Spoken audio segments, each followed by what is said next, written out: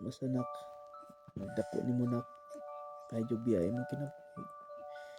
Nabaw na natay kahadlok sa Ginoo. Wa man tay laing mapadulong kundi ang Ginoo nak. Ayaw biyaya mo kagalingon, paning kamot na makasurvive ka sa matag adlaw. Ay kalibti ang Ginoo sa matag adlaw nak. Ako na buhaton ako ang tanan na makasurvive ka, na mahumantay na itong sitwasyonan na perting iswera pero dati Ginoo salik ra ko nak. Nalipay ko, ikipakataw kaning kalibutan na. Nalipay ko sa matag adlaw makita ko nimo. Nalipay ko na mawa akong kakapoy na makita ko nimo nak.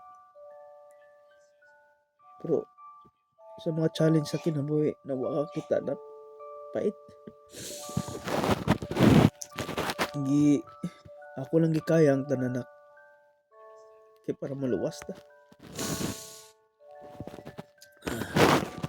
Ako'y basta nak ako lang ampo na ako sa imo na paningkamot survive sa matag adlaw. Imahal ka sa Ginoo. Di ka biyaan. Na siya permente diha nimo.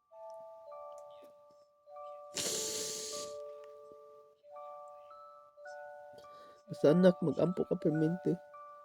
Bawat sinong lihok. Pasilo na ka sa Ginoo.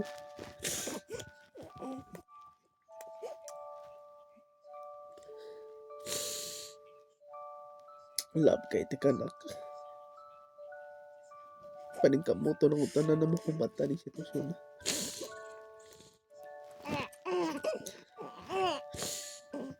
Basta naka paningkamot. Ay pabiasin ko galingon. Nigda ko nimo ha. Ay pabadlong. Love ka ni Dada. Ni Manuel.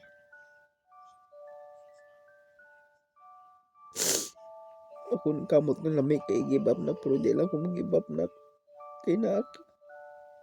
Gusto ko maning kamot. Tanan akong gibuhat na perti. Kibaw ka perting klisod na. Pero hindi kaya na ko tanan na. Dati Ginoo. Wala ko piyain ni Papa Jesus. Sa mga anghel na hindi kaya ko tanan mga pagsubok sa tanan. Mga pagsulay sa kinabuhi. Basta nak. Kaya ano na tulit tanan nak. In the name of Jesus Christ. Basta laban lang ta. Basta tibla ta tanan. Ha? I love you. I love you na.